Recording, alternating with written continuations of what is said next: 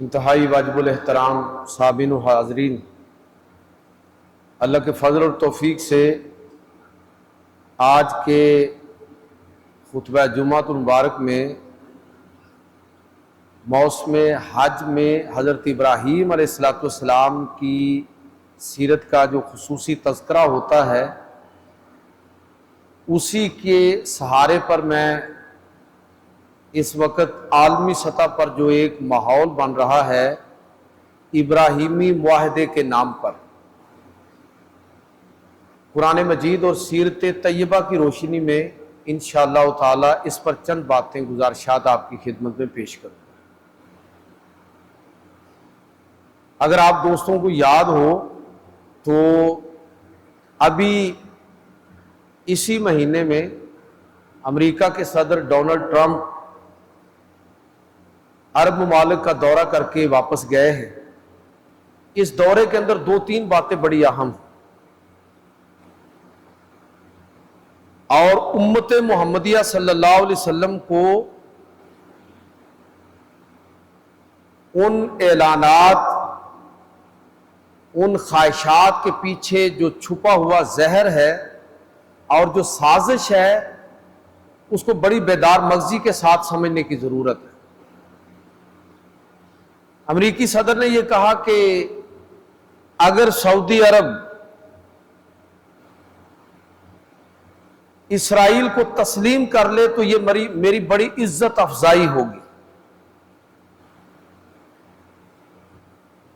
یہ سمجھنے کی ضرورت ہے کہ اسرائیل اور فلسطین کا جو کنفلکٹ ہے، کیا یہ محض ایک سیاسی مسئلہ ہے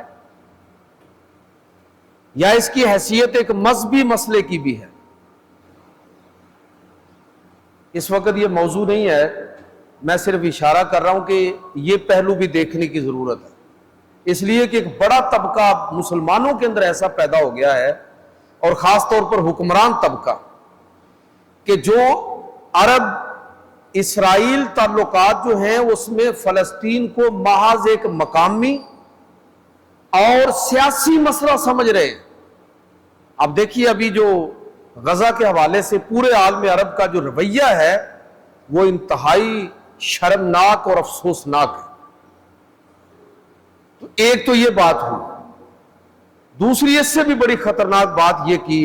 ڈونلڈ ٹرمپ نے، اور اس خواہش کا اظہار کیا کہ اچھا اور مناسب یہ ہوگا کہ تمام عالم عرب اور بالخصوص سعودی عرب وہ اس ابراہیمی معاہدے میں شامل ہو جائے جس میں باقی دنیا شامل ہے۔ تو میں یہ عرض کرنا چاہوں گا کہ یہ ابراہیمی معاہدے کا جو کانسیپٹ، یہ تصور کیا ہے، اور اس تصور کے پیچھے اصل میں جو چھپی ہوئی سازش ہے اس کی طرف میں چاہوں گا کہ آپ احباب کی توجہ دلائیں۔ تو میرے بھائیوں، یہ ابراہیمی معاہدہ اس عنوان کے ساتھ، عنوان تو بڑا اچھا ہے ویسے، لیکن اس کے پیچھے جو تصور ہے وہ یہ ہے کہ عیسائیت یعنی ساری مسیحی برادری، یہودیت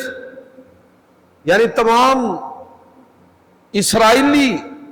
نسل سے تعلق رکھنے والے لوگ، اور اسلام، تمام امت محمدیہ صلی اللہ علیہ وسلم،